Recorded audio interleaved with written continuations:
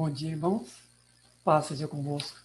Continuando os estudos aqui na Palavra de Deus, nesse segundo capítulo da carta de Paulo a Tito, outro jovem cooperador aqui, Tito. No capítulo 2, versículo 1, diz assim: Tu, porém, fala o que convém à sã doutrina. Tu, porém, fala o que convém à sã doutrina. Anteriormente, nós vimos que Tito foi encarregado de constituir presbíteros, de ungir pessoas confiáveis para cuidar da casa de Deus. Tito era responsável por isso. Esse jovem Tito tinha autoridade de constituir presbíteros, assim como Timóteo, anteriormente, na carta de Timóteo, que também era um jovem, nós lemos essas mesmas exortações. Tito está falando especificamente da organização da igreja, do modo como ele deve organizar a igreja. Então, ele ia constituir presbíteros confiáveis, pessoas com antecedentes de graça, de santidade, de vida familiar, tudo aquilo que se requer de alguém que vai ser exemplo para o rebanho, daquele que vai ser não apenas o mandatário do rebanho, mas principalmente o exemplo para esse rebanho. E também para lidar com falsos mestres. Tito ia lidar também com pessoas que estavam ensinando coisas distorcidas, pessoas com fábulas judaicas e tudo mais, como foi falado anteriormente.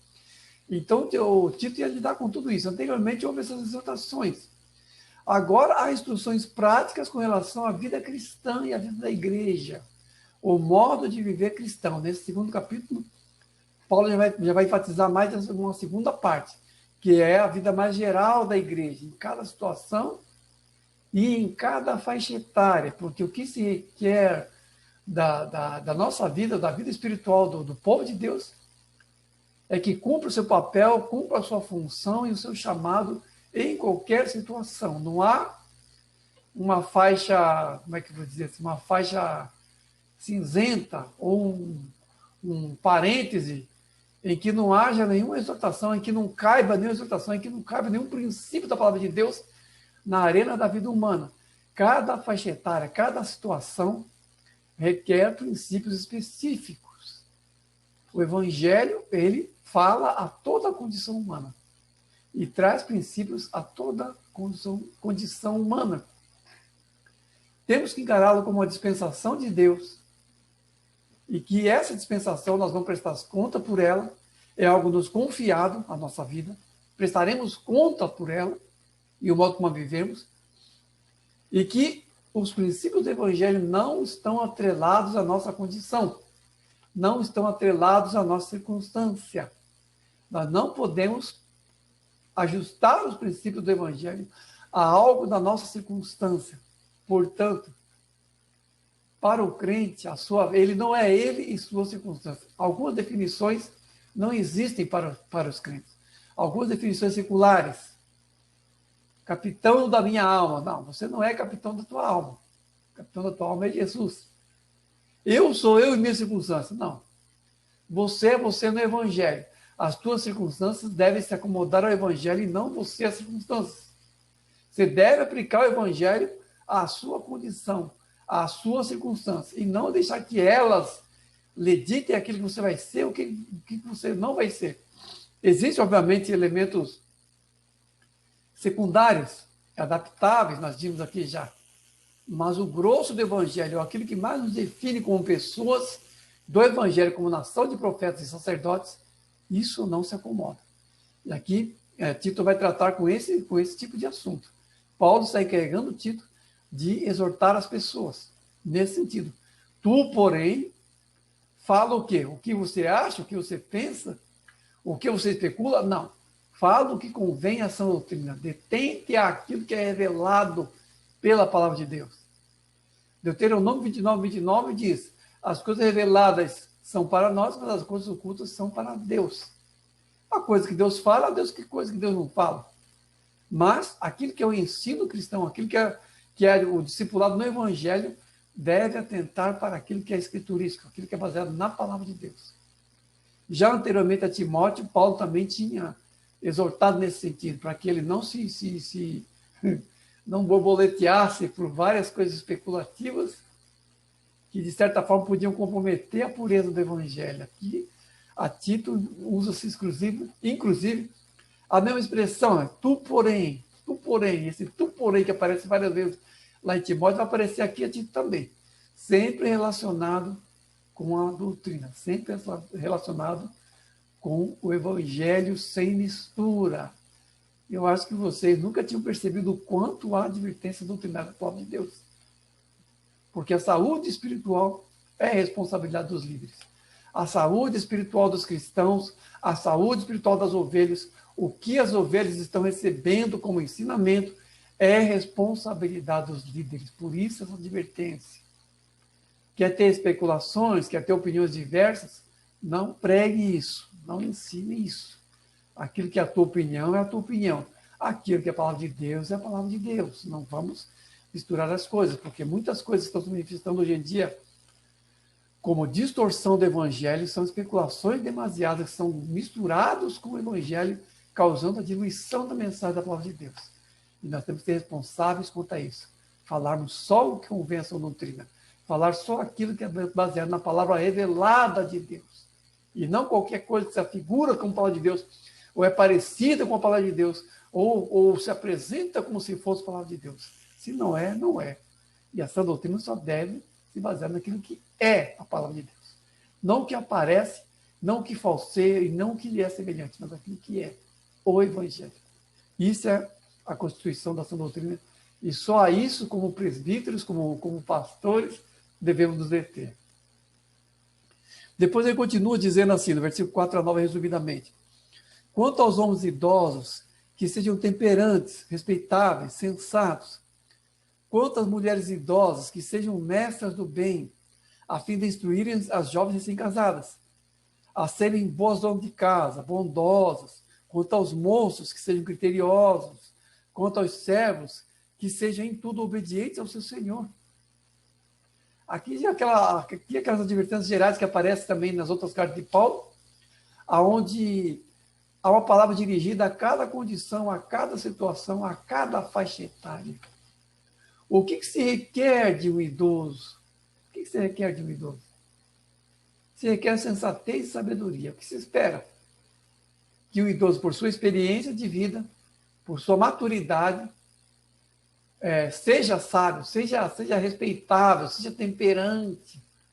Sinceramente, a coisa mais triste para mim é ver uma pessoa idosa, um homem idoso, que não é temperante nem respeitável. Um homem idoso que é apegado a vícios. Um homem idoso que exige respeito, mas não é respeitável em seu procedimento. Que é agressivo, que é destemperante. Eu já vi várias coisas assim desse tipo. Homens idosos sem domínio próprio. Homens idosos de mau gênio, de mau temperamento, difíceis de lidar. Homens idosos que não são respeitáveis, falam bobagens, não tem uma palavra assim, mais sábia, mais consistente. É triste. Coisa mais triste, sinceramente. Então, aqui a exortação dos idosos é isso: sejam temperantes e respeitáveis.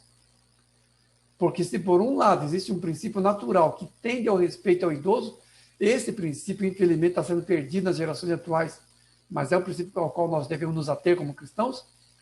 Por outro lado, o idoso deve corresponder a esse respeito. Ele deve ser respeitado. E já vi idosos que querem respeito sem se fazerem respeitáveis, sendo pessoas muitas vezes rixosas, pessoas difíceis, pessoas agressivas, intemperantes, mas que exigem respeito. Mas, por outro lado, o idoso, o cristão, pelo menos, deve ser temperante e respeitáveis. E Tito aqui vai justamente exortar os idosos nesse sentido. O jovem Tito vai exortar os idosos nesse sentido. Eu me lembro uma vez que teve uma situação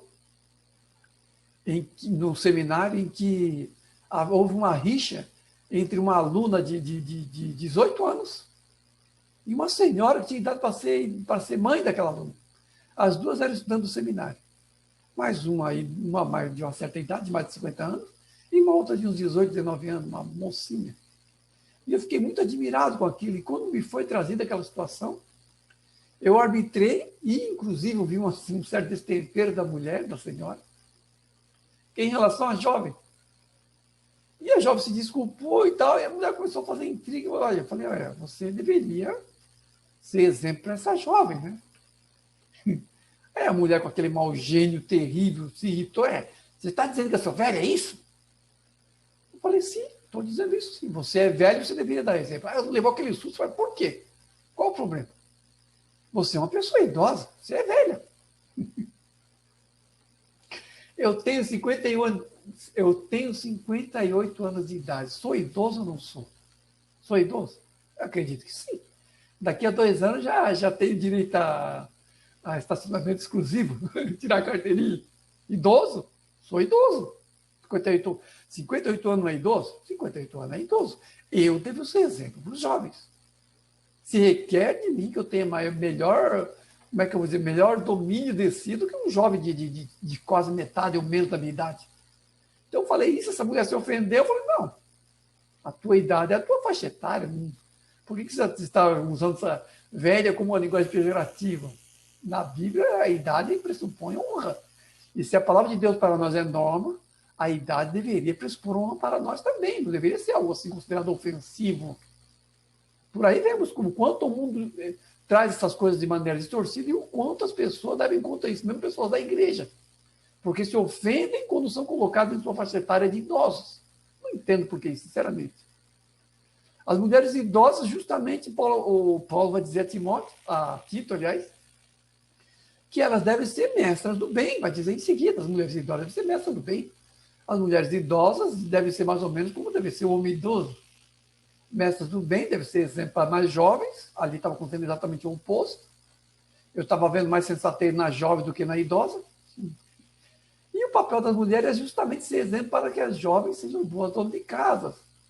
Aqui, obviamente, que eu não estendi o versículo como está na passagem, mas para as mulheres, para instruir as mulheres jovens a serem boas donas de casa, amar seus maridos, a cuidar dos seus filhos, enfim. Existe o papel das mulheres no casamento.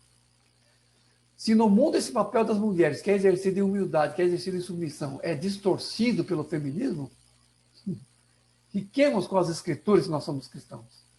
Fiquemos com as escrituras. Não fiquemos com o feminismo, não fiquemos com o machismo. Fiquemos com aquilo que a palavra de Deus diz que é o papel do homem e o papel da mulher no casamento. Porque a diferença entre aquilo que a palavra de Deus fala sobre o casamento e o nosso papel como maridos e como esposos e aquilo que o mundo tem falado. Há diferenças. E nós devemos até aquilo que é o evangelho para nós. Aqui, por exemplo, fala que a mulher idosa deve ser mestra do bem, não pode ser fofoqueira, não pode ser rixosa. Para quê? Para ser exemplo para as jovens. Para quê? Para que essas mais jovens, espelhando-se no bom exemplo das idosas, sejam, por sua vez, mulheres boas esposas no casamento. Mulheres que sejam boas esposas, que amam seus maridos, que cuidem dos seus filhos, enfim, cuide da sua vida. Cuide bem da sua casa, da sua prole. Depois disso, também quanto aos moços, aqui ele está dialogando com todas as faixas etárias. Falou para os idosos, agora fala para os idosos, agora falou para as idosas, e agora para os moços, para que sejam criteriosos. Por que essa exortação aos jovens para serem criteriosos? Porque o jovem ele é, por natureza, muito impulsivo. A juventude ela é impulsiva. O jovem ele se entusiasma e se desentusiasma muito rapidamente. O ânimo dele é muito imediato. As respostas são imediatas. E ser criterioso é justamente ter aquele tempero, aquela paciência, aquele exame mais detalhado das coisas, a fim de tomar diante delas uma postura mais sábia e mais comedida, muitas vezes. E o jovem deve ser assim. O jovem cristão não deve ser entregue a si. Ele deve ser um jovem temperante, deve ser um jovem criterioso, que não deixe se levar tão assim pelo impulso próprio dessa faixa etária.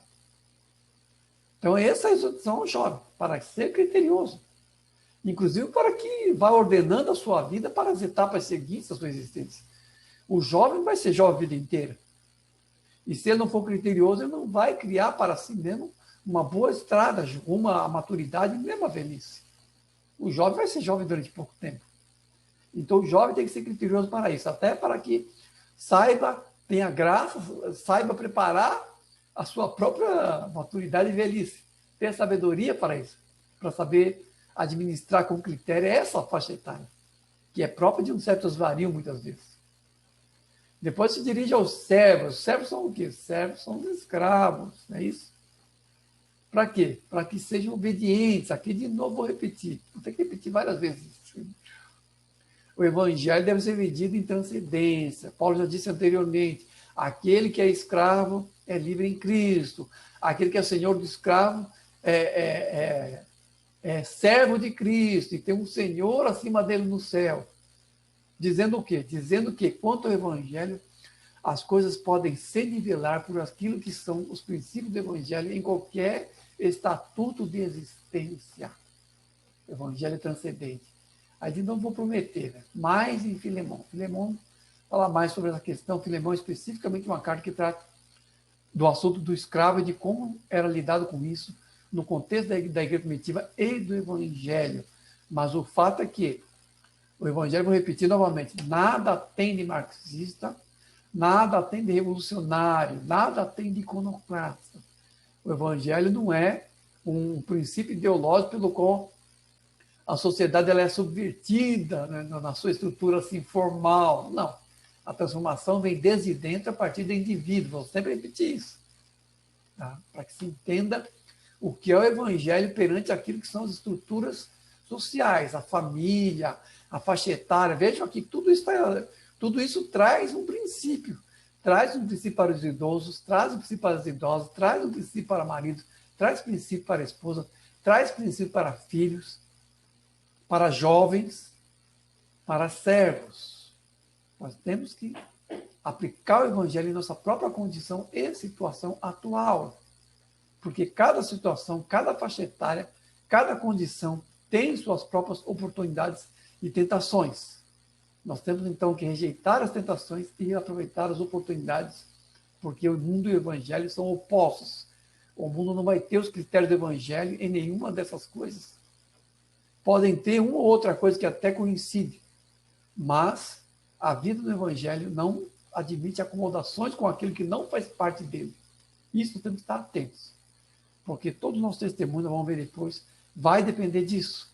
A exortação de Paulo a Timóteo é justamente nesse sentido. Torna-te padrão, versículo 7 a 8, resumidamente. Torna-te pessoalmente padrão de boas obras, para que o adversário seja envergonhado.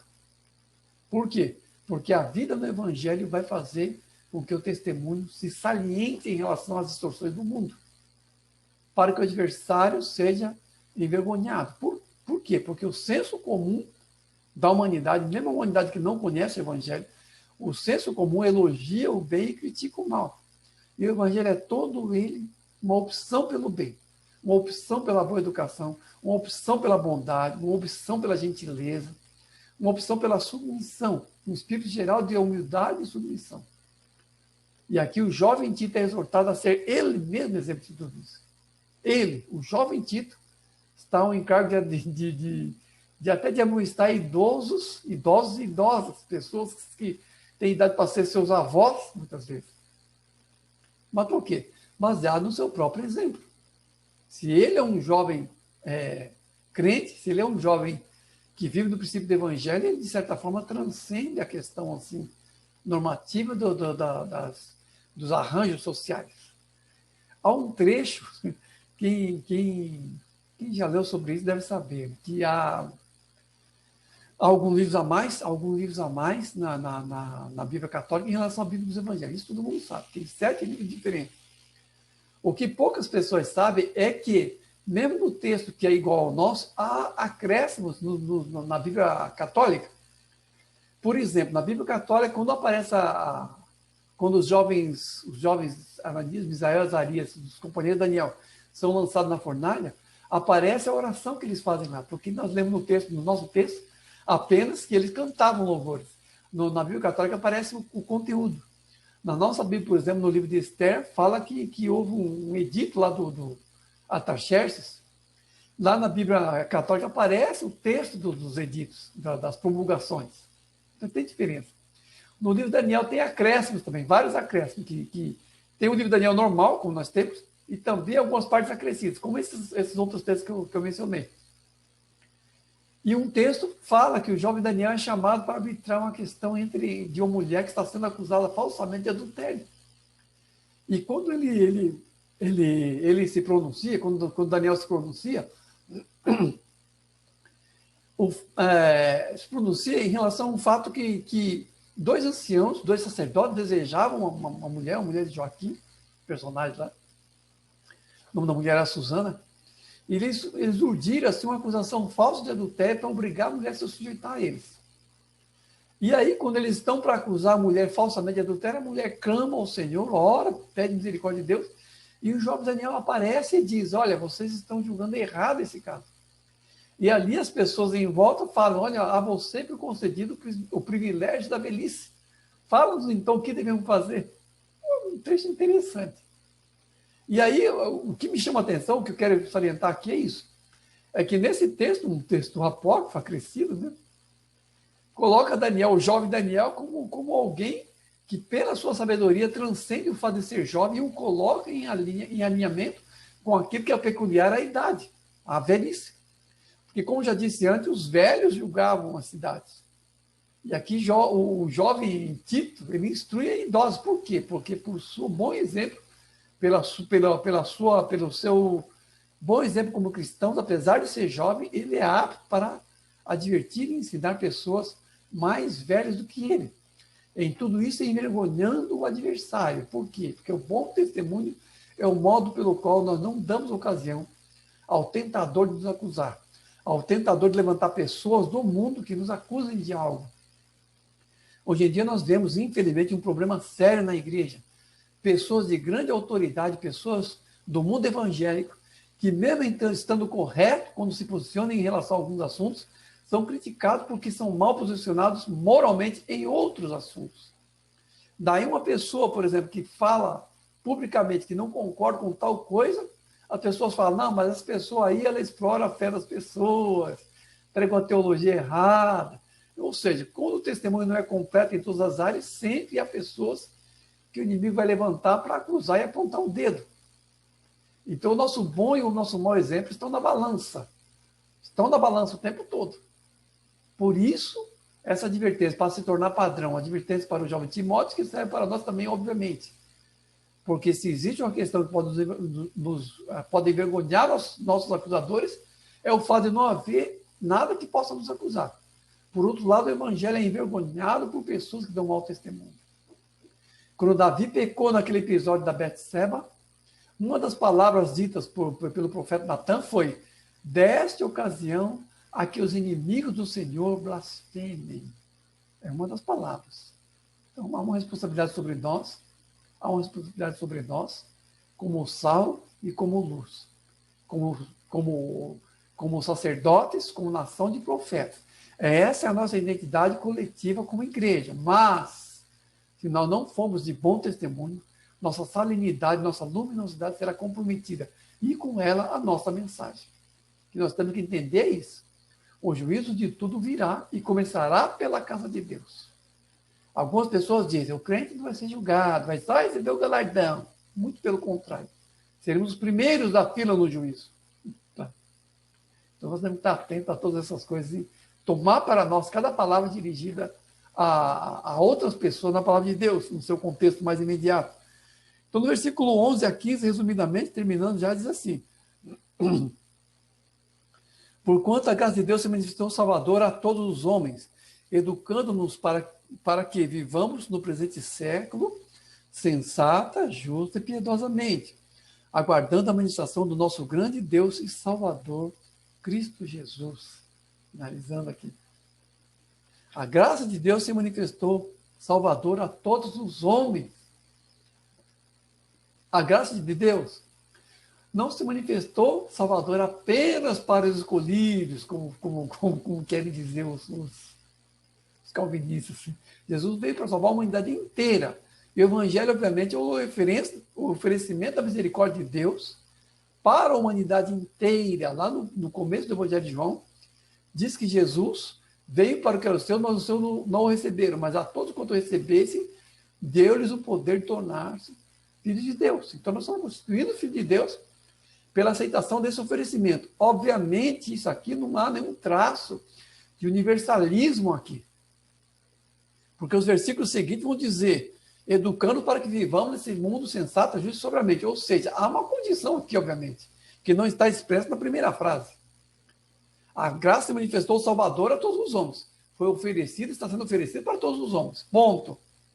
Agora, nós temos que entrar no Evangelho para que essa graça seja efetiva a nós. O mero fato da graça se manifestar salvador não quer dizer que todos serão salvos, como alguns hereges na internet estão pregando. Universalismo. Jesus já salvou, não precisa mais. Não, isso é heresia. A graça se manifestou salvador a todos os homens. Jesus veio para todos os homens. E aqueles que o aceitam que se tornam filhos de Deus. Então não vamos confundir as coisas aqui. Não vamos confundir as coisas aqui. Tá? Educando-os para que vivamos, ou seja, há uma ação posterior dessa mesma graça, que aí, no segundo momento, nos educa e nos faz viver em santidade. Então, temos que entender o versículo inteiro.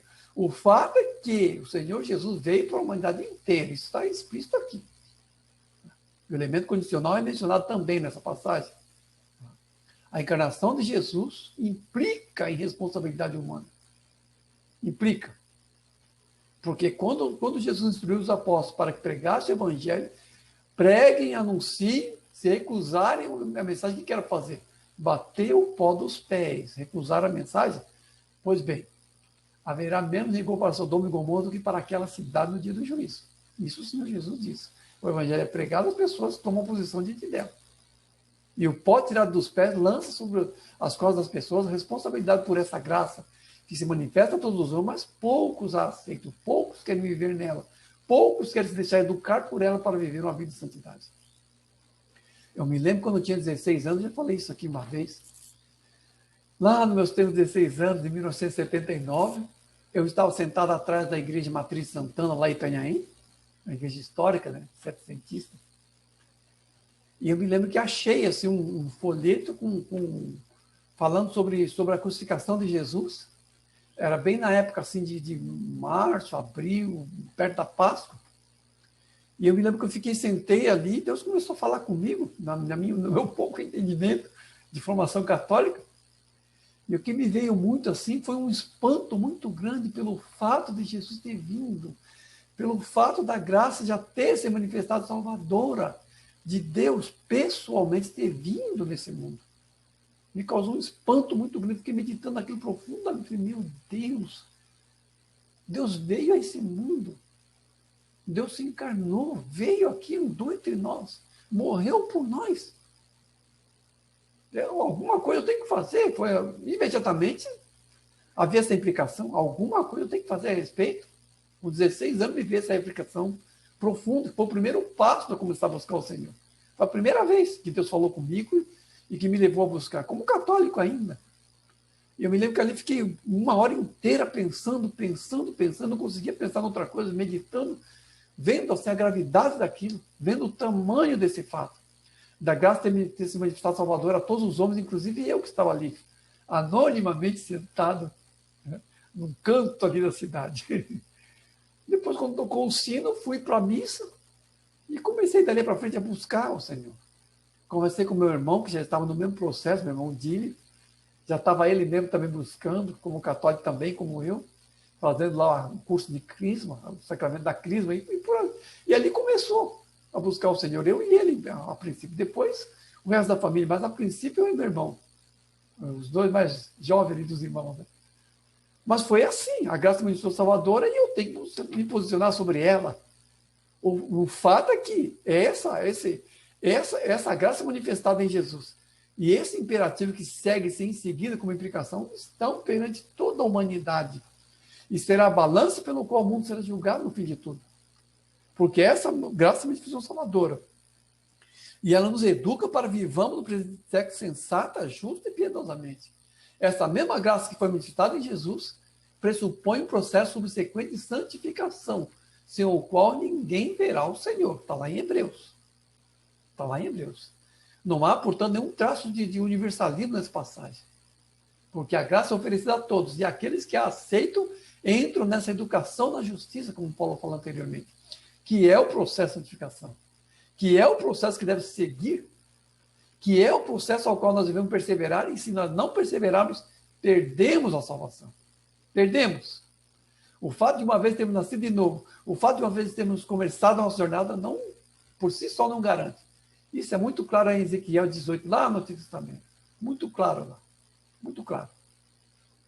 E essa vida da perseverança, essa vida sensata, justa e piedosamente, aguarda pela manifestação do Senhor Jesus Cristo, que é quando nós seremos finalmente livrados desse cativeiro de corrupção. É o ponto final da trajetória. Nossa trajetória, não. A trajetória humana como um todo, a trajetória da militância de Satanás nesse mundo, desviando as pessoas do Evangelho.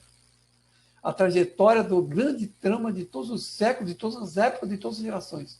Trama essa que começou no céu, com a rebelião de Lúcifer.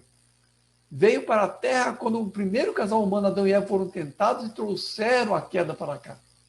E segue-se durante todo o enrolar do plano da salvação, culminando com a segunda vinda de Cristo, e agora, nesse mundo, e agora sendo planificada em sua segunda vinda, que está por se manifestar.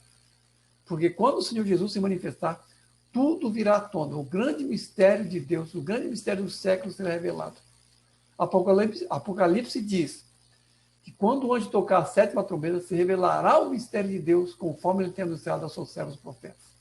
Então, toda essa trajetória de que começou no céu, como diz lá em Apocalipse, capítulo 12 também, simbolicamente, será terminada aqui na terra com a segunda vinda de Cristo, com as nuvens do céu. Todo olho verá e tudo acontecerá num relance.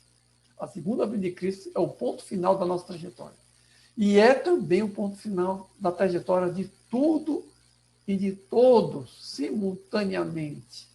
A nossa educação da justiça, a nossa vida sensata, justa e piedosamente, é a condição para que sejamos, então, os remidos nesse dia. Sejamos aqueles que estarão do lado direito do Senhor e ao qual ele dirá: vinde bendito do Pai. Tomai posse do reino que vos está preparada desde a fundação do mundo. Nós estejamos vivendo dessa forma, então, para que ouçamos esta palavra do Senhor naquele dia. Amém? Deus abençoe, irmão.